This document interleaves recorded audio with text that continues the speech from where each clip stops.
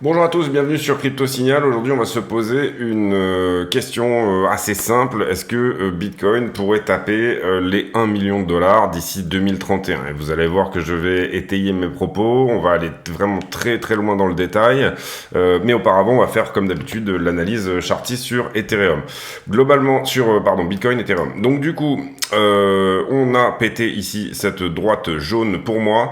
Pour le moment, on est en train de soit faire un pullback dessus, que moi je verrais bien ici se trouver à peu près demain retaper éventuellement les 23,7, 24, et ensuite potentiellement un dernier rejet. Pour l'instant, c'est pas sûr que ça soit ça qui se dessine.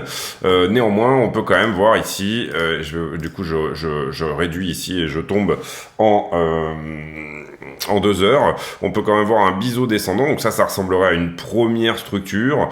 Théoriquement, ici, si on venait faire donc 1, 2, 3, 4 et une 5e vague ici qui viendrait chercher son objectif final, on serait potentiellement ici dans ce que vous voyez là, c'est une flat étendue, c'est-à-dire si je vous la dessine, ça nous donnerait, alors là c'est à la serpe, hein, c'est très mal fait, mais ça nous donnerait quelque chose comme ça, qui termine en 5 vagues. Ça, normalement, théoriquement, c'est une 3, 3, 5, une flat étendue. Donc du coup, la dernière devrait se faire en 5 vagues. Une des questions, c'est est-ce que le haut de notre flat, il est là ou il est là? Pour moi, il est ici. Et là, on est en train de faire une 1, 2, 3, potentiellement la 4 ici, et bien entendu la 5. Tout ça devrait se faire peut-être dans un biseau. On va voir si c'est le cas. Donc ça voudrait dire ici revenir au 23,7. Ça, c'était pour la partie, on va dire, chartiste, un peu héliotiste, et voilà, la vision un peu de la structure, on va dire. Globalement, sur le momentum, si on repasse en daily, j'ai un petit signe de retournement ici du RSI au 50, un rebond sur les 50, vous voyez qu'on a perdu cette trend ici, mais le RSI rebondit sur les 50, ce qui est plutôt encourageant pour un rebond court terme, c'est ce que je vous expliquais à l'instant.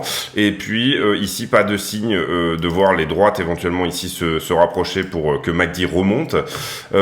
Ici sur le Cypher, vous voyez que ça c'est la VWAP en jaune, nous on veut qu'elle se rapproche du zéro, on veut qu'il y ait ici il y ait un mouvement où elle revienne vers le zéro. Pour le moment, on voit pas cette inflexion là en daily, hein, en tout cas.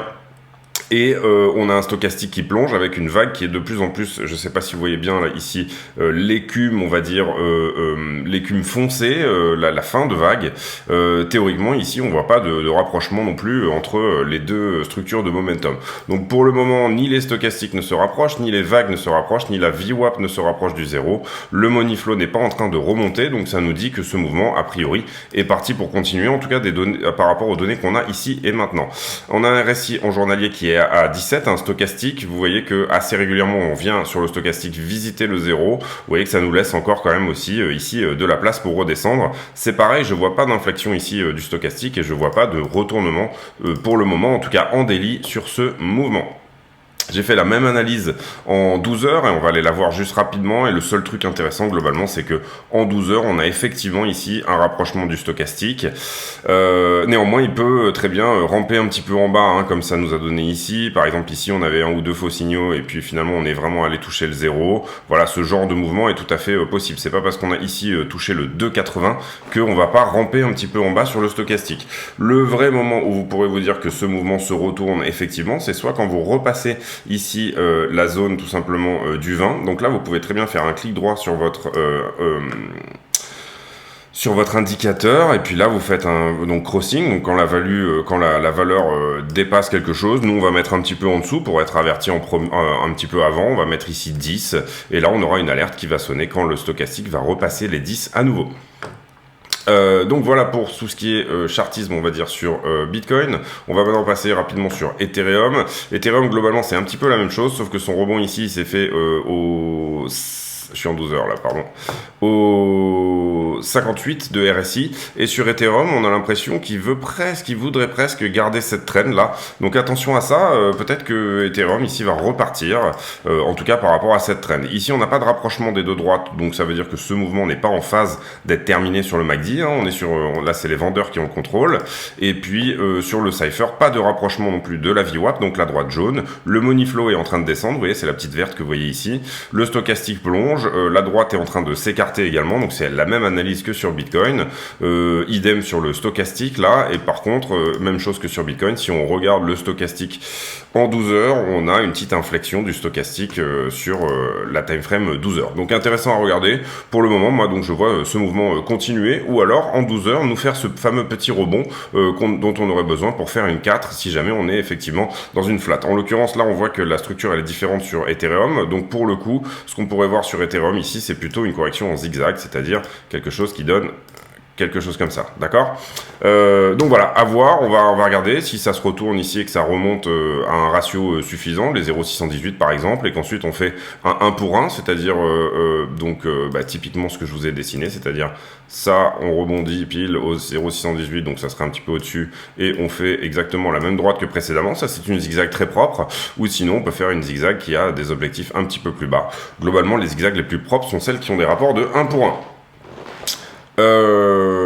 Voilà pour tout ce qui est chartisme. On va passer aujourd'hui, parce qu'on a du taf sur tout ce qui est prévision de prix et notamment explication des politiques monétaires, etc. Donc on a une jolie narration aujourd'hui que j'aimerais vraiment bien que tout le monde voit parce qu'elle est vraiment importante pour si vous êtes investi sur les crypto-monnaies. Donc on va assez rapidement passer également sur les news.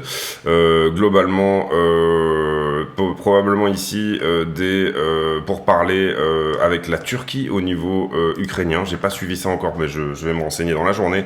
Rien de bien méchant ici sur Coindesk. Je passe assez rapidement, hein, vous comprendrez ici que je coupe à la serpe. Meta qui lance plus ou moins son appli, Celsius qui a apparemment approve to sell mine Bitcoin.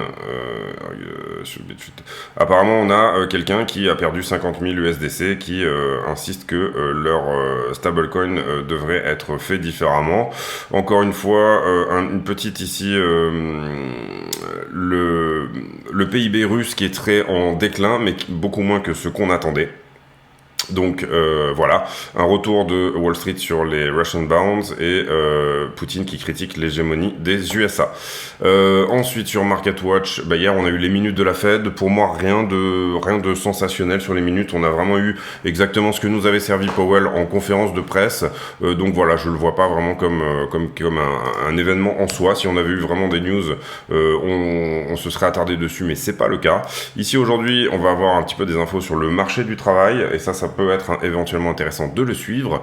Ça sera donc à 8h30 Eastern Time, ça veut dire que ça nous mettrait chez nous à 14h30. Voilà, donc on regardera ça aussi, je vous en ferai un point là-dessus demain, et puis rien non plus sur les news sur, MarketWatch. Le carnet d'or, donc là on fait le sentiment et l'order flow, vous voyez qu'on a eu ici sur toute la descente pas mal de bitcoins qui ont été servis.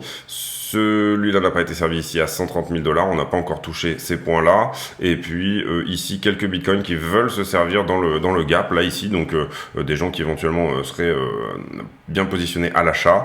À la vente, on n'aura rien avant 24 000, on a un petit peu des choses ici, vous le voyez autour des 23,5, 23,6, etc. Donc si on a un rebond technique, on a peut-être quelques bitcoins court terme qui sont vendeurs à ce niveau-là.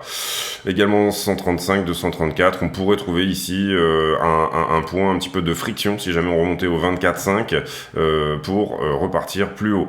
Demain on a des options, je crois qu'on a toujours un max pain price à 24. On va regarder ça ensemble. Donc on est sur le 19. Demain, on a un max pain price à 24, toujours sur les options. Donc demain, à 9h du matin, on a des bonnes chances d'être autour des 24 000 $. Vous voyez que le prix est plutôt bien défendu dans cette zone. Là, je crois qu'on est à 23,5. Globalement, si on restait à 23,5, on serait toujours ici dans la logique du max pain price. Vous voyez cette espèce de droite inversée là, hein, c'est là que le marché souffre le plus.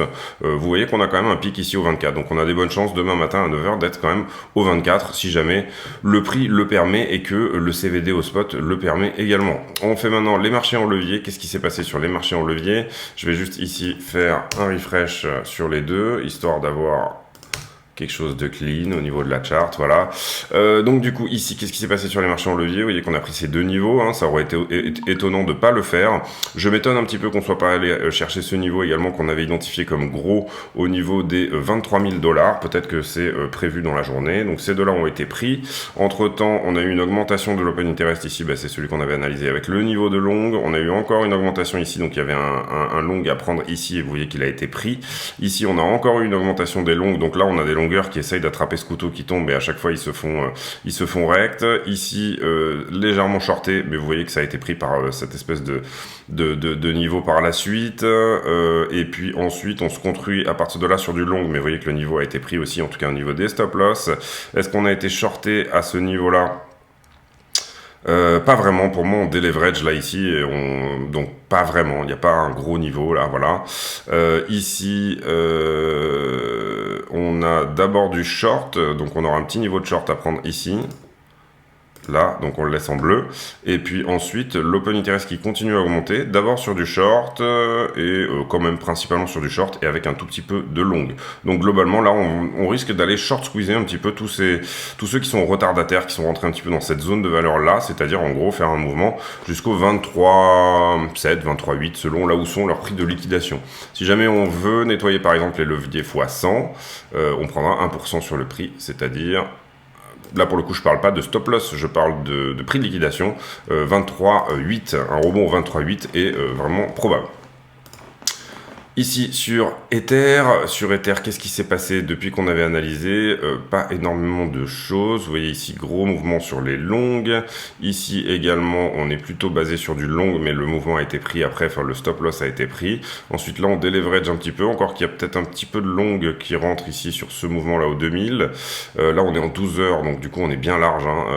Je sais pas d'ailleurs pourquoi ça n'avait pas sauvé, mais c'est pas grave. Ici, léger mouvement sur du long également. Vous voyez qu'il a été pris depuis. Ensuite on déleverage pas mal, gros mouvement ici sur du long également, petit mouvement pardon, excusez-moi, et bon depuis en gros on est plutôt au deleveraging. Ici il y a eu un gros short qui est rentré, vous voyez qu'on l'a short squeezé tout de suite, et puis voilà, donc pas de nouveau niveau pour moi, hein. On va sauver comme ça, pas de nouveau niveau pour moi, et ici on va sauver celui-ci aussi. On va maintenant passer sur iBlock. iBlock qui va émuler, on va dire, les niveaux de liquidation des shorters et longueurs en levier, hein, en fonction de grosses positions d'entrée, etc.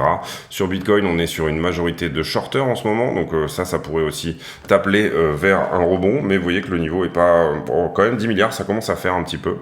8,6 milliards. Et globalement, ici, ça nous dit aussi que on pourrait avoir un rebond quasi même jusqu'au 24,8, hein, jusqu'au 24,8. Donc là, ça nous donnerait quand même un assez gros rebond si jamais on part là-dessus. Pour le moment, vous le voyez, le chemin de résistance sur Bitcoin, il est quand même plutôt vers le bas. Si je me mets ici en 5 minutes, je suis bien sur Bitcoin là, ouais. Si je me mets en 5 minutes, vous voyez qu'on a quand même ici un CVD qui est un petit peu en train de dégueuler. Donc du coup, bah, autant pas dépenser d'argent pour faire remonter le prix, pour retourner le prix. Les market makers ont un peu ce qu'ils veulent. Ils vont aller prendre peut-être encore un petit peu de valeur ici en bas, jusqu'à ce que enfin ce marché soit massivement shorté et que du coup là on ait de la liquidité pour remonter en haut dès que le prix se retournera également. Sur Ethereum, on est un peu plus chargé, vous voyez, on est à 9 milliards, voilà, c'est pas énorme non plus, mais bon, c'est assez rare qu'il y ait les mêmes niveaux sur Ethereum et sur Bitcoin. Globalement, si on faisait un dip, on aurait dans les positions fraîches un petit dip à faire au 1760, et si jamais on repartait vers le haut, on reviendrait probablement prendre ici cette grosse zone de densité, c'est-à-dire les quasi 2000 $. Donc peut-être ici un double top pour Ethereum. Kingfisher, on va voir s'il va marcher. Hier, il marchait pas, donc... Ah bah ouais, non, bah du coup, not enough funds. Alors, pourtant... 33, ouais, je sais pas, c'est bizarre. Bon, c'est pas grave, on peut s'en passer de toute façon. Ensuite, dans les news également, on a le DPEG du HUSD, c'est le stablecoin, le tout petit stablecoin de UOB, et qui se dépeg, c'est-à-dire, vous voyez ici, il était à 1$, et là, en ce moment, il est à 0,90, quelque chose comme ça, donc il perd 10%. Je pense que UOB, ici, attendent que les arbitreurs fassent leur boulot, c'est-à-dire que vous avez ici, d'ailleurs, une tentative d'arbitrage, on en voit deux. C'est-à-dire tout simplement que, vous achetez au DPEG, vous achetez de l'HUSD par exemple contre du BUSD ou de l'USDC, et au moment où ça repeg, vous empochez la différence. Finalement, le fait que tout le monde le fasse va faire monter bien entendu le cours du HUSD et du coup le faire revenir à son peg de départ. Le problème ici, c'est que tout le monde est en train de flipper un petit peu, donc de sortir de ce projet. Globalement, c'est un projet qui est tout petit, hein, c'est 160 millions de dollars, je crois, et actuellement, il a perdu la moitié de sa valeur, c'est-à-dire qu'il est tombé à 80 millions, donc beaucoup de retraits, et du coup, les arbitreurs n'arrivent pas à faire leur taf ici et à faire revenir ce coin au repeg. Donc, ce qu'on attendrait de la part de Huobi, qui est visiblement, là, ils expliquent que c'est Stable Universal Limited, pardon, qui s'occupe un petit peu de ce coin, mais que je pense qu'ils ont des parts, puisque c'est le HUSD, c'est quand même plus ou moins le stablecoin de Huobi. Et en l'occurrence, ici, il faudrait tout simplement que Huobi ait un petit peu les balls de mettre 80 millions sur la table pour restaurer le peg, mais pour l'instant, ils attendent que les gens le fassent à leur place, tout simplement. Donc on va suivre ça de près. Pour moi, c'est un peu un non-événement, c'est-à-dire que c'est tellement petit qu'il n'y aura pas d'effet domino là. 160 millions de dollars, c'est vraiment pas grand-chose. Mais Huobi a tweeté sur sa plateforme qu'ils allaient s'en occuper. Donc peut-être ici réinjecter ou en tout cas payer des market makers et des arbitreurs pour faire le job puisque personne ne veut y aller.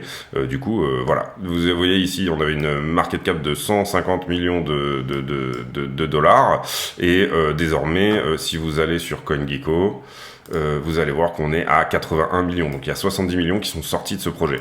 Est-ce que ça vaut le coup de dépenser autant pour sauver un projet? C'est un peu la question en fait. Voilà, bon voilà, pour moi c'est un petit peu un non-événement, mais je voulais en parler quand même, puisqu'on a beaucoup d'attaques sur les stablecoins en ce moment, avec Akala ou Alaka, je me rappelle plus, avec en ce moment le HUSD. On peut se demander ici s'il n'y a pas la volonté de potentiellement, par exemple Circle ou d'autres gens, de décrédibiliser la plupart des stablecoins qui sont sur le marché. Quand je dis Circle, vous comprendrez qu'on parle de Coinbase et BlackRock ensemble sur un même projet.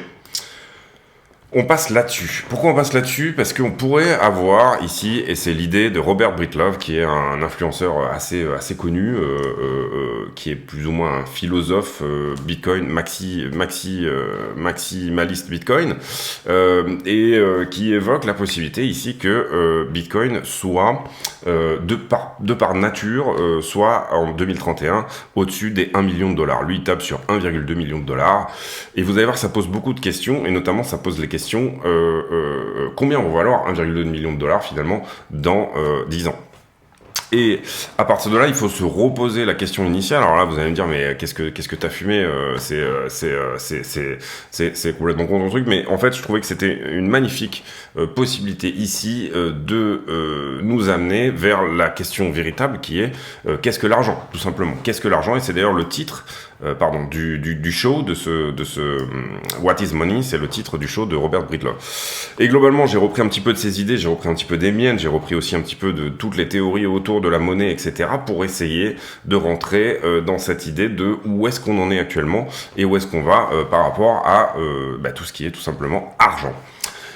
L'idée ici, à la base, Aristote, définition toute simple, l'argent est une unité de compte, c'est une réserve de valeur et c'est aussi un intermédiaire dans les échanges. Super simple, voilà, bon, c'est quelqu'un qui t'explique un petit peu l'idée. Une autre idée, et moi c'est celle que je défends vraiment sur la chaîne, c'est tout simplement que l'argent représente le transport de la valeur travail dans le temps. Avant vous aviez du troc, quelqu'un travaillait pour vous, vous étiez obligé de lui troquer quelque chose, etc. Là vous partez avec une somme d'argent, donc du coup vous pouvez transporter cette valeur travail dans le temps. Et ici on comprend mieux l'idée de la retraite également, l'idée d'un salaire, l'idée de j'ai travaillé aujourd'hui mais je pourrais dépenser demain. Donc vous pouvez ici transporter cette valeur travail dans le temps grâce à l'argent. La monnaie comporte aussi une notion importante de confiance, puisque fides en latin, monnaie fiduciaire, qui vient de fides en latin, la confiance. Et là, je suis en train de vous perdre, mais je pense vraiment ici qu'il faut se poser vraiment les bonnes questions par rapport à ça. Quelles sont les caractéristiques d'une bonne monnaie? Et ça, c'est établi, on va dire. Dans toutes les théories de la monnaie, vous retrouvez ça. Une bonne monnaie doit être divisible. Elle doit être homogène, c'est-à-dire qu'on doit la retrouver à peu près sous toutes les mêmes formes partout dans le monde. Elle doit être transportable, puisque vous devez pouvoir vous balader avec. Et elle doit être non duplicable, ça c'est très important. Et elle doit être rare. Aujourd'hui, en fait, on est en train de perdre le côté non duplicable et rare de la monnaie. Et pourquoi? Je m'explique. Si ici, je vais vous trouver la masse monétaire en circulation, par exemple, aux États-Unis. Donc c'est M2 Money Stocks, hein, pour, voilà, ici.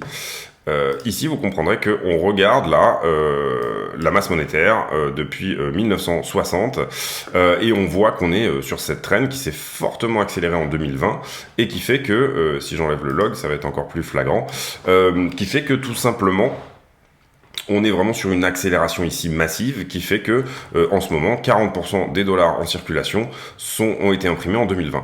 Donc globalement, on est en train de perdre la caractéristique non duplicable et rare de l'argent. L'argent est une base de données aujourd'hui, donc vous appuyez sur Entrée et vous créez X milliards de dollars, donc du coup on enlève totalement ce côté duplicable. Avant c'était difficile de créer de l'argent, c'est difficile de l'imprimer, et il avait ne serait-ce qu'une certaine valeur au niveau de sa duplicabilité, sa non-duplicabilité. Aujourd'hui c'est plus le cas, vous appuyez sur Entrée et l'argent est tellement digitalisé que vous êtes ici sur quelque chose qui n'est plus rare et qui est tout à fait duplicable. Donc on a perdu deux caractéristiques importantes de la monnaie, c'est ça que je veux vous dire ici, et c'est pour ça que je suis revenu à l'idée de qu'est-ce que l'argent au départ. Donc ça je vous l'expliquais, on a 40% des dollars en circulation et on a imprimé à peu près 45 000 dollars par ménage américain. Donc la question c'est comment on en est arrivé là et pourquoi on est dans cette fuite en avant du M2 où vous le voyez, tout de suite on a vraiment ici cette grande parabole qui est en train de se créer et qui est en train de créer des cycles qui sont néfastes a priori pour l'économie. On reprend ici, et j'en ai déjà parlé sur la chaîne, mais on va reprendre un petit peu, de manière un petit peu plus établie, on va dire, et précise, le système de l'étalon or. Le système de l'étalon or, en fait, on adosse la monnaie sur quelque chose de rare, donc ça lui permet d'augmenter, entre guillemets, sa rareté. Et donc, du coup, on avait ce système qui était un peu à son apogée dans les années, 1870-1900. Et puis, puisqu'on avait à ce moment-là la livre sterling qui était devant, etc. Et puis ensuite, il fait son grand retour, ce système de l'étalon or, en 1922, je crois que c'est Convention de Genève, ou je sais plus. Globalement, un peu basé sur la livre sterling, mais quand même avec les États-Unis n'ont pas participé à cette convention, ils n'ont pas voulu le faire. Mais globalement, ici, on retourne en 1922, plus ou moins, à l'étalon or pour les pays, en tout cas, qui le veulent. Ensuite, on a Bretton Woods à la fin de la Deuxième Guerre mondiale, ici.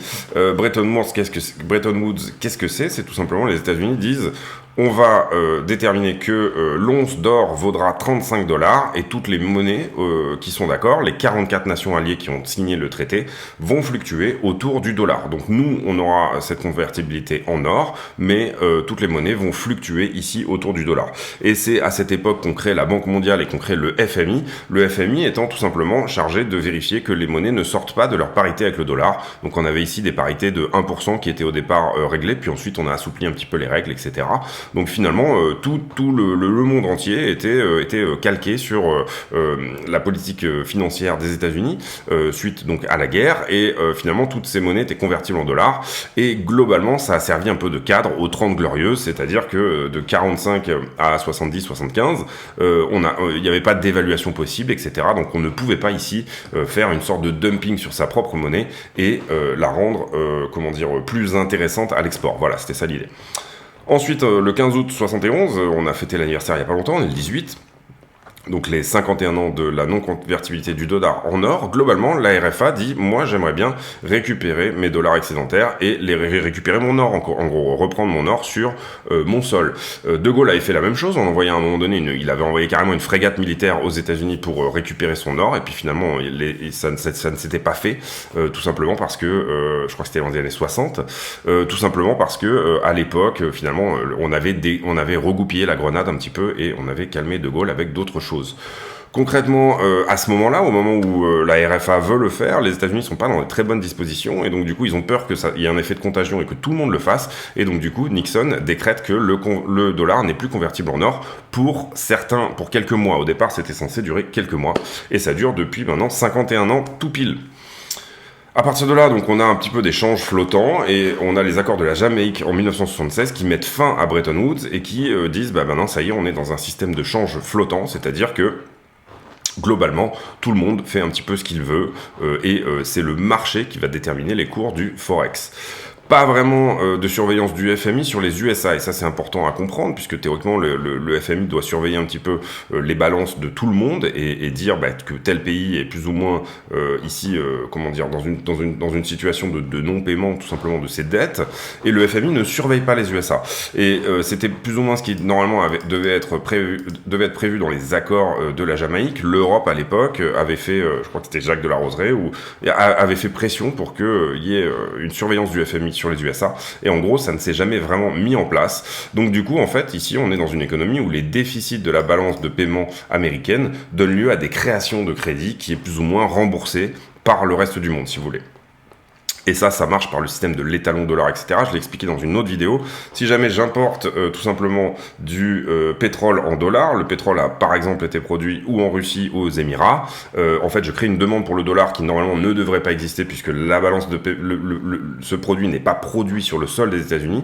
Donc la balance commerciale des États-Unis finalement est augmentée, faussement augmentée par cette demande pour sa monnaie, puisque tout simplement ici vous comprenez les enjeux ici pour les États-Unis d'avoir tout simplement un monde qui fonctionne en dollars. Donc la fin de Bretton Woods crée nécessairement un problème structurel. Et là j'en arrive à l'idée de cycle. Les idées de cycle, qu'est-ce que c'est ? C'est plus ou moins que l'histoire fonctionne plus ou moins par des cycles de 50 ans. Et vous voyez que je vous ai parlé ici du système étalon-or en 1922. On a 50 ans sur lequel on est quand même plus ou moins basé sur des changes fixes. Ensuite, on a ici 50 ans jusqu'à 2022, et là vous voyez que je mets un point d'interrogation puisqu'on ne sait pas où on va, mais on est exactement à plus ou moins à 50 ans avec des changes flottants. Et la grande question ici, et ça, ici je vous amène à aller voir les cycles de Kondratiev qui sont des cycles d'investissement de 50 ans également, et surtout à vous poser la question d'une analyse dialectique de l'histoire. Qu'est-ce que c'est que l'analyse dialectique de l'histoire ? C'est tout simplement que l'être humain va toujours aller chercher le contraire de ce qu'il est en train de vivre, c'est-à-dire sur des cycles globalement de 50 ans aussi ou plus, vous allez par exemple passer du fascisme au communisme, vous allez aller totalement à l'inverse de ce en quoi votre pays a été pendant 50 ans, et globalement ici c'est ce qu'on appelle la raison de l'histoire, et c'est la vision de Hegel des cycles. Ici, autre chose également, je me bouge par là, voilà. Autre chose également ici, vous voyez que oui, on va parler de politique monétaire. Ça va être une vidéo un petit peu longue, mais c'est pas grave, on rentre bien dans le détail. Pour ceux que ça intéresse, vraiment restez jusqu'à la fin, puisque on va ici essayer de réfléchir, comme je vous le dis, à pourquoi le Bitcoin pourrait valoir 21 millions de dollars en 2031. On a sur les politiques monétaires deux visions qui s'opposent. On a la vision néolibérale et la vision keynésienne. Globalement, c'est vraiment des raccourcis que je fais là, il y en a beaucoup d'autres, mais voilà, on fait un gros raccourci ici. La vision libérale, c'est le marché doit se réguler de lui-même, c'est ce qu'on appelle la main invisible, la main du marché qui vient tout simplement ici corriger les erreurs, etc. C'est Adam Smith. Et puis, on a l'aspect un peu plus keynésien qui va dire l'État doit intervenir pour tout simplement à la fois subventionner et pousser l'économie. Vous comprenez ici que c'est pas forcément nécessairement une vision droite ou gauche, en termes politiques, c'est autre chose là dont on est en train de parler, c'est est-ce qu'on doit avoir un interventionnisme important de l'État sur l'économie ou pas. Et là on ne parle que de la politique monétaire encore une fois, donc pas vraiment de politique ici de mon côté, en tout cas je ne m'intéresse ici qu'à la sphère monétaire. Depuis longtemps, on a compris que la masse monétaire en circulation influence les prix. C'est la théorie quantitative de la monnaie de Baudin, Ricardo, Fischer, beaucoup ont travaillé sur cette idée. C'est tout simplement si vous augmentez la masse monétaire en circulation, et là vous le voyez quand je vous montre le M2, si jamais en face je vous mettais l'inflation, vous voyez ici cette courbe elle est en allant droit, mais tout simplement ce que vous pourrez voir en face, c'est tout simplement que le dollar entre ce moment-là et celui-là perd 90% de sa valeur. C'est-à-dire ce que j'ai acheté en 1971 aujourd'hui, a été déprécié de 90% ou apprécié si je dois le revendre, vous comprenez ce que je veux dire. Si j'ai acheté une maison en 71, eh bien j'ai des chances ici qu'elle ait fait un x10 par rapport au marché tout simplement. Donc voilà, ici, comprenez bien que cette théorie quantitative de la monnaie nous dit, eh bien, tout simplement, si la masse monétaire augmente, les prix augmentent, et tout le monde le sait, c'est vraiment ici, ça c'est un postulat, ça n'est pas quelque chose vraiment qui intervient sur une quelconque politique ou quoi que ce soit, tout le monde est d'accord avec cette idée-là, voilà. Et là on a l'école autrichienne de la monnaie, qui est une école néolibérale, qui nous dit que il y a une dichotomie dans la monnaie, c'est-à-dire tout simplement que il y a une déconnexion entre la sphère économique et la sphère monétaire. Et on le voit ici, puisque cette phase d'expansion cette phase d'expansion là n'a pas été nécessairement une phase d'expansion économique énorme, et à l'inverse également, on a plutôt souffert, j'ai envie de dire, depuis 1971, on a quand même ici eu des cycles plus ou moins qui n'étaient pas vraiment vertueux, c'était pas les 30 glorieuses, quoi, c'est ça que je veux dire. Et donc du coup, ça crée tout simplement des phases d'expansion où vous vous endettez énormément, mais l'argent est gratuit, donc c'est super, vous allez pouvoir faire ici énormément, tout simplement, d'investissement, et des phases de contraction qui sont des phases de remboursement qui ne sont pas bonnes pour l'économie. Ça fonctionne, mais vous allez le voir que dans une certaine mesure. C'est-à-dire que endettement et remboursement ne fonctionnent que dans une certaine mesure. Ici, vous allez comprendre ici qu'une politique keynésienne, c'est la monnaie est un pan de la politique économique d'un État, c'est un outil dont l'État dispose, et que ici, on agit sur les taux d'intérêt, c'est ce qu'on a fait dernièrement. Quand l'économie ralentit, on baisse les taux d'intérêt de manière à relancer l'investissement par les entreprises, principalement, ou les grandes institutions, etc. Et elles-mêmes relancent la demande, puisqu'elles embauchent, etc. Et la demande se relance d'elle-même via tout simplement le crédit. Ça marche très bien, par exemple en 1933, suite à la crise de 29, au New Deal, etc., Roosevelt, et tout ça fonctionnait très très bien en économie fermée. Le problème qu'on a eu depuis, c'est qu'en économie globalisée, le risque c'était de dépenser énormément pour relancer ses voisins, ou tout simplement relancer ses exportations.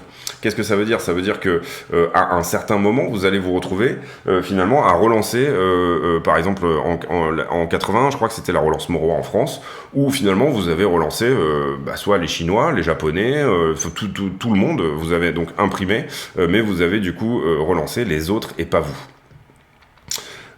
Et donc du coup ça amène, désolé c'est un peu long, mais du coup j'espère que vous êtes encore là si c'est intéressant, tout ça amène à des nouvelles politiques monétaires de type keynésien, c'est-à-dire les nouvelles politiques monétaires, elles ont été faites à peu près en tout premier par le Japon, après la crise asiatique de 97, la banque centrale se donne le droit d'acheter des obligations sur son propre sol, c'est-à-dire pour pas relancer ses voisins où on imprime, mais du coup on achète sur son propre sol directement. Avant c'était quelque chose de totalement interdit pour les banques centrales que d'avoir des assets, puisqu'il y avait une sorte de conflit d'intérêt, vous le comprenez, et finalement c'est la création du quantitative easing et des politiques monétaires où il y a une politique d'achat en parallèle. Donc on relance la monnaie, mais on relance aussi, on relance par la monnaie, mais on relance aussi son propre système obligataire sur son propre territoire, de manière à ne pas relancer ses voisins et essayer de relancer chez nous. Le problème ici, c'est que ça fait une sorte de fuite en avant, et là, ça revient à... Et j'ai mis du temps pour expliquer un petit peu tout se recroise ici et tout se retrouve. On a oublié deux règles simples, tout simplement, c'est que l'argent, théoriquement, doit être non duplicable, et il doit être rare. Ça, c'est la première chose que je vous expliquais dans la première slide. Et la deuxième chose qu'on a oublié, c'est que, théoriquement, avant, c'était interdit, c'était non, il faut surtout pas le faire. Les banques centrales ne doivent pas acheter sur les marchés.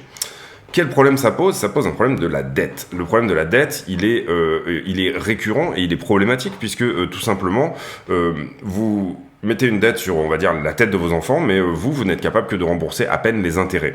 Donc le problème que ça pose ici aussi, c'est que quand on réaugmente les taux d'intérêt, c'est-à-dire quand on repasse dans ces phases de contraction théorique, celle que je vous expliquais au niveau du remboursement dans la slide précédente, le moment où on doit rembourser, si vous voulez, eh bien là on est dans une situation où ça ne fonctionne plus, puisque les pays sont globalement surendettés. Étant donné qu'on a perdu cette notion de la rareté et d'adossement à l'or, étant donné qu'on est rentré dans quelque chose qui désormais ressemble à ça, eh bien, l'obligation qu'on a, c'est tout simplement de continuer à imprimer et de continuer à garder des taux d'intérêt relativement bas. Et ça m'amène, et je vais faire une parenthèse, et du coup, ça sera quand même, je pense, une vidéo assez complète, mais c'est pas grave en tout cas, si ça plaît ne serait-ce qu'à une personne, eh bien, merci d'être resté jusque-là. Globalement, ça m'amène à Paul Volcker, je crois. On va ici se prendre plutôt les taux d'inflation. Taux d'inflation, ils sont là, hop, autant pour moi. Et donc du coup, ça nous emmène à Paul Volcker, où on était, vous le voyez ici, donc ça c'est globalement la courbe de l'inflation, tout simplement. Et on était ici dans les années 70, dans des pics d'inflation assez énormes, et vous voyez qu'on n'arrivait pas à en sortir. C'est-à-dire que effectivement, on était là, on faisait un premier pic ici, et puis finalement on pensait ici que l'inflation à 2,66 était terminée, et puis on avait une énorme augmentation de l'inflation ici, c'était à l'époque des chocs pétroliers, de 71-73, 73-78 également, et ici choc pétrolier 73, choc pétrolier 78. Donc ici je vous ai noté la non-convertibilité du dollar en or, parce que pour moi c'est un événement assez important. Et puis en 79, quelque chose comme ça, Paul Volcker arrive en 80, voilà. Paul Volcker arrive tout simplement à la tête de la Fed, hein, c'était le Powell de l'époque, et il dit on va mettre les taux d'intérêt à 20%. On a une inflation qui est à 15%, on va pas s'emmerder, on va pas essayer de se prendre la tête, on met les taux d'intérêt à 20%, on va s'en manger une bonne, on va se prendre une bonne claque dans les dents, mais globalement tout ça pour vous expliquer que quand vous voulez freiner une inflation à 15%, et en l'occurrence là je vous rappelle qu'on est à 10, en théorie vous devez avoir des taux d'intérêt qui sont supérieur à l'inflation, ou au moins égal. Si vous voulez contrer une inflation à 5%, théoriquement vous devez avoir des taux d'intérêt à 5%. Et à combien ils sont les taux d'intérêt de la Fed là, et qu'est-ce que ça représente au niveau crash, vous le comprenez, sur le marché? Ils sont actuellement à 2,5%. Hein. Et on est en train de se diriger vers les 3,5%, et tout le monde a les fesses qui font bravo. Donc vous comprenez ici que ça pose quand même des soucis. Et je reviens à la dichotomie de la monnaie, la séparation entre la sphère monétaire et la sphère réelle de l'économie. Vous vous rappelez, là on est en plein dans ce sujet-là, où finalement l'économie ne peut pas fonctionner si jamais on ne continue pas à imprimer. Donc ça veut dire que tout le monde ici anticipe un pivot de la Fed autour des 3,5%. Un autre problème que ça pose au niveau de la dette également, c'est que tout simplement, si jamais vous augmentez les taux d'intérêt, vous augmentez la dette. Donc vous prenez des risques de mettre vraiment le pays ici littéralement en surendettement, bien évidemment. Et puis d'une certaine manière, ça nous amène à penser, ça amène beaucoup de gens à penser que les États-Unis vont continuer à émettre de la monnaie ad vitam aeternam, jusqu'au moment où finalement, et c'est le cas en ce moment, et c'est pour ça que je vous parlais de 2022, fin d'un cycle avec un point d'interrogation, globalement on estime ici que peut-être que le dollar est en train de perdre son rôle de réserve de valeur, donc étant donné qu'il y a eu trop d'impression et qu'on est rentré dans cette espèce de fuite sans fin, eh bien tout simplement le dollar est en train de perdre son rôle de réserve de valeur. Et je vais y revenir après. Globalement, vous voyez ici que en fait on décale une récession, mais on va se taper une dépression à un moment donné, hein. C'est un petit peu l'idée ici. Et je pense que c'est Volcker qui disait ça, mais je sais plus qui disait ça exactement, mais voilà, mieux vaut une fin horrible qu'une horreur sans fin. C'est-à-dire que vous le voyez là, quand je vous ai expliqué dans les années 70, on a eu quasiment une décennie d'inflation qui revient, qui repart, etc. Je pense que c'est ce vers quoi on peut potentiellement ici se tourner avec justement les chocs pétroliers et avec la définition de deux nouveaux blocs, un nouveau bloc qui va être celui du travail et des matières premières, qui va être celui des BRICS, donc Brésil, Russie, Inde, Chine, Afrique du Sud, et j'ajouterai potentiellement même l'OPEC avec, c'est-à-dire Arabie Saoudite, etc. Et de l'autre côté, l'ancien monde occidental des services. Ensuite, il faut prendre ici, quand on commence à imprimer un petit peu comme des malades, l'exemple de la France en 1790-1796. On avait en 1790-96 une impression monétaire de 250% par an. Et ça a donné une grande expansion économique de 1790 à 1792, et puis une flambée des prix. Tant et si bien que même l'histoire dit que sur la place publique, on a cassé la machine à imprimer de la Banque de France, parce que c'était vraiment, ici on avait compris que on était en train de se tirer une balle dans le pied. Et même chose pour après, ça c'est pour donner des exemples d'hyperinflation, mais dans l'Allemagne, c'est pas la République de Weimar d'ailleurs, j'ai fait une erreur là-dessus. On a eu une hyperinflation du Deutschmark suite à la Première Guerre mondiale. De l'inflation, maintenant, on passe encore à un autre sujet. On revient à l'idée que l'argent, et là, je refais le lien avec la première slide, on revient à l'idée que l'argent est un moyen de transport de la valeur travail dans le temps. Dans ce cas-là, l'inflation, qui va amputer votre pouvoir d'achat d'une somme que vous aviez gagnée avant, représente un vol de cette valeur travail, tout simplement pour rembourser la dette. Vous comprenez ici qu'on fait des raccourcis, mais vous avez compris ici un peu l'idée. L'État a besoin d'inflation pour diminuer une dette et continuer tout simplement à faire gonfler une dette, mais à ce qu'elle ne soit pas payée. Et finalement, elle est payée par qui? Elle est payée par les gens qui ne peuvent pas investir et qui travaillent de chèque en chèque de par leur perte de leur pouvoir d'achat. C'est l'idée aussi de l'effet Cantillon. L'effet Cantillon, qu'est-ce que c'est? C'est l'inflation bénéficie toujours aux plus riches, puisqu'ils profitent des phases d'expansion pour prendre des crédits, tout simplement. Hein. Là, je vais reciter des proches, et c'est une idée que j'avance souvent sur la chaîne. Une banque est un organisme qui vérifie que vous n'avez pas besoin d'argent pour vous en prêter. Donc, dans cette idée-là, tout simplement, j'ai plein d'argent, j'ai déjà plein d'argent, je peux le mettre en collatéral. À ce moment-là, la banque va me dire, bah oui, il n'y a pas de souci, on vous fait un crédit. Je vais avoir mon crédit, je vais donc créer de la masse monétaire, et je vais aller acheter des assets financiers, de l'immobilier, des choses comme ça, des choses qui me permettront tout simplement, avec ce crédit-là, de surperformer l'inflation, mais également de rembourser mon crédit. Donc, en l'occurrence, tout à fait le système de l'immobilier, hein, qui est tout à fait dans cette idée-là. Tout simplement, quand vous avez des taux qui sont très faibles, vous allez pouvoir ici mettre votre propre maison, d'autres assurances-vie, des choses comme ça, etc. en collatéral, de manière à pouvoir investir dans l'immobilier. Et globalement, les plus riches vont subir l'inflation par la suite. Ils auront une hausse des prix, etc. Mais c'est ce décalage dans le temps qui va les enrichir, et c'est cette capacité également d'endettement. Donc, et c'est là on le voit, si vous regardez les Forbes et compagnie, les plus grandes fortunes mondiales dans le monde en 2020-2021, qui ont littéralement explosé au niveau valuation, au niveau possibilité, etc. Et c'est là qu'on voit aussi les politiques de fusion-acquisition, par exemple, ceux à qui d'un coup on refuse le crédit dans les entreprises. Les petites entreprises sont mangées par les grosses dans les périodes finalement où c'est possible. Si vous aviez pu ici faire du cash dans une période d'expansion, au moment d'une période de contraction, vous allez beaucoup plus facilement pouvoir racheter vos concurrents.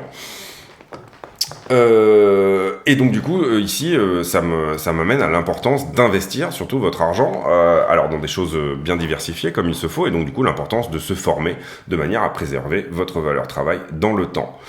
On va parler maintenant des cryptos, et donc du coup on va essayer de réfléchir en quoi Bitcoin peut être une solution, Bitcoin ou les cryptos en général, mais globalement toutes les cryptos que je qualifierais de déflationnistes, à savoir pour moi pour l'instant dans la place on a Bitcoin, Ethereum et tous ceux qui sont globalement dilués comme il le faut, voilà. Je suis pas Bitcoin maximaliste, mais là en l'occurrence on va parler de Bitcoin, et Bitcoin est limité en offre globale, vous le savez, ça c'est hard-codé, c'est-à-dire que on ne peut pas changer ce code-là, il y en aura 21 millions en 2140 et c'est tout, et on a aujourd'hui déjà 91% qui ont été minés. Excusez-moi. Et surtout, il est plus que tout autre asset, tout autre actif, même l'or, il est divisible. Je vous parlais des caractéristiques d'une bonne monnaie. Là, on parle des Satoshi, 1 millionième de Bitcoin, mais on peut parler aussi, on pourrait coder, ça pour le coup, ça n'est pas hard-codé, on pourrait coder 1 millionième de Satoshi si on le voulait. Il est homogène, c'est-à-dire que selon les exchanges, etc., les arbitrages se font, et globalement, vous avez un Bitcoin qui est à peu près au même prix partout dans le monde. Il est transportable, ça c'est avec vos clés privées, vos ledgers, etc. Vous pouvez très bien, assez facilement transporter vos bitcoins. Il n'est pas duplicable, ça c'est l'idée de la blockchain, la double dépense n'existe pas théoriquement, donc du coup vous ne pouvez pas le dupliquer, et par nature il est rare puisqu'il est limité à 21 millions.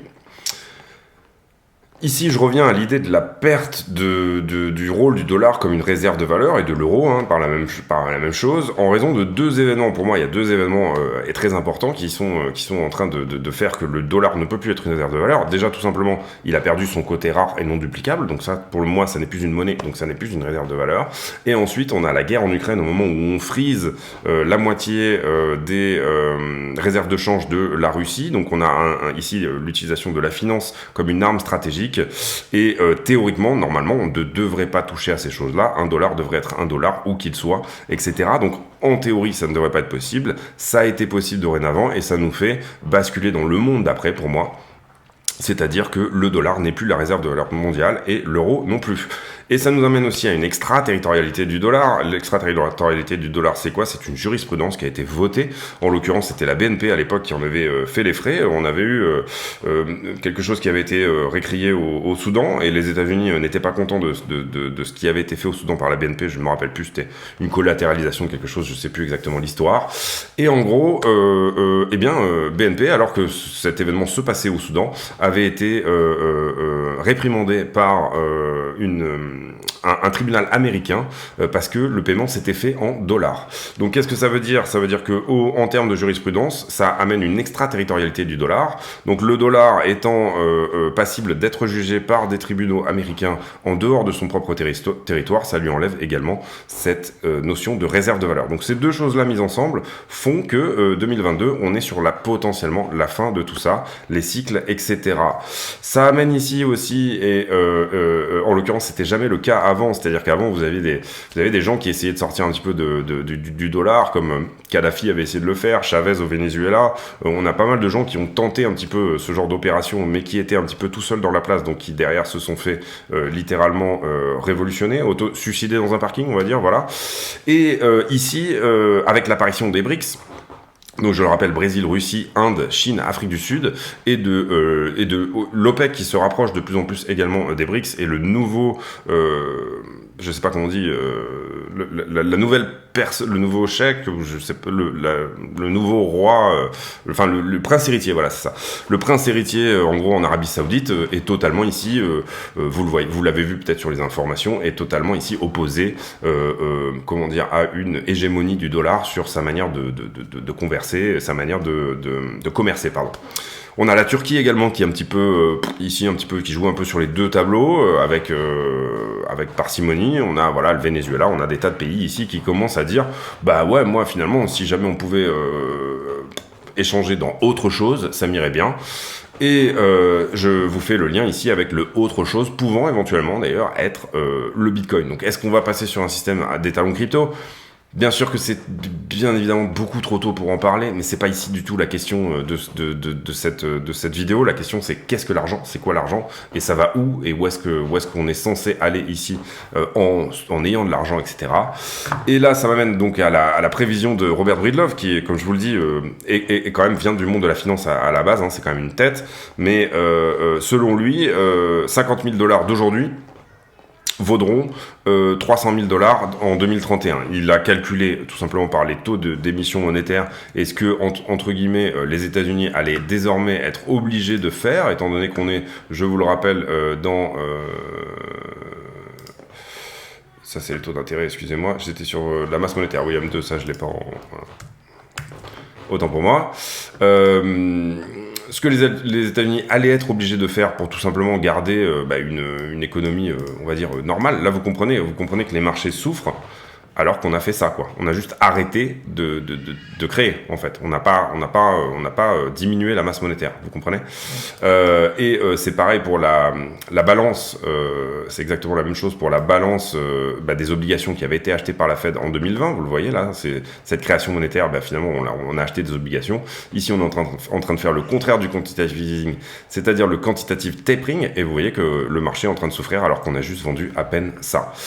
Donc en l'occurrence, ça m'amène à dire que oui, potentiellement, si on devait continuer sur cette fuite en avant, ça pourrait continuer encore 10 ou 20 ans, sans que les États-Unis soient réellement ici complètement en train d'imploser. À un moment donné, et c'est l'avis de Breedlove, il pense que en 2040, 2050, le dollar va s'effondrer, il n'y aura plus du tout aucune confiance de tous les pays dans le dollar, mais il pense qu'il lui reste encore ici une trentaine d'années devant lui, donc un demi-cycle de 25 ans où on passe dans autre chose, le dollar continue à être plus ou moins l'égérie du monde occidental, mais plus du tout du monde autour des BRICS et du monde des matières premières, donc il faudra un moyen de médiation entre ces deux blocs. Peut-être que Bitcoin peut ici tirer son épingle du jeu, Bitcoin ou autre, mais en tout cas la crypto.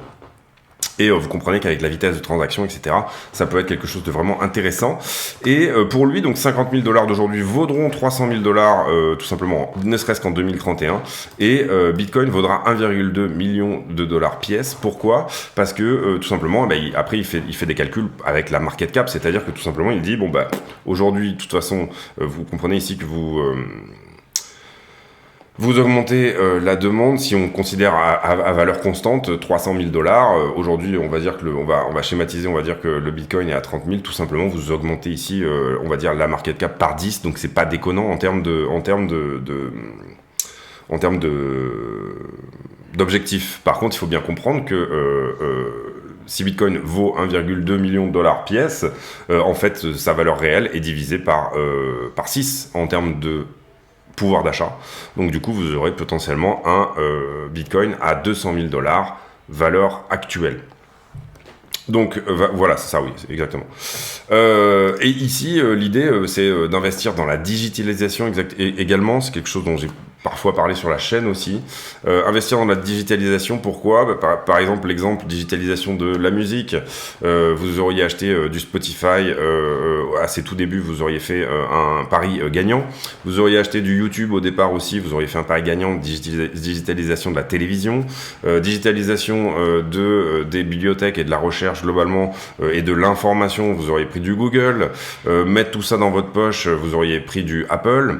En gros, investir dans la digitalisation du commerce Amazon et même digitalisation des voitures Tesla, puisque Tesla, on estime aujourd'hui que ce qui fait la grande force de Tesla, c'est tout simplement toutes les informations qu'ils arrivent à récupérer des conducteurs, et également que, j'en avais parlé dans une autre vidéo, mais on estime aujourd'hui que à peu près 40% de la valeur d'un véhicule se trouve dans l'électronique, et là en l'occurrence pour Tesla c'est le software qui fait la différence. Bitcoin est un software, et Bitcoin représente pour moi la digitalisation tout simplement de la monnaie, et d'une certaine manière Bitcoin pourrait enlever aux États le pouvoir de battre monnaie, et le pouvoir de battre monnaie fait que en fait on a ici des gros problèmes d'expansion-contraction en raison de ce système de change flottant qui ici nous pénalise vraiment, d'autant plus qu'il est basé sur une hégémonie américaine.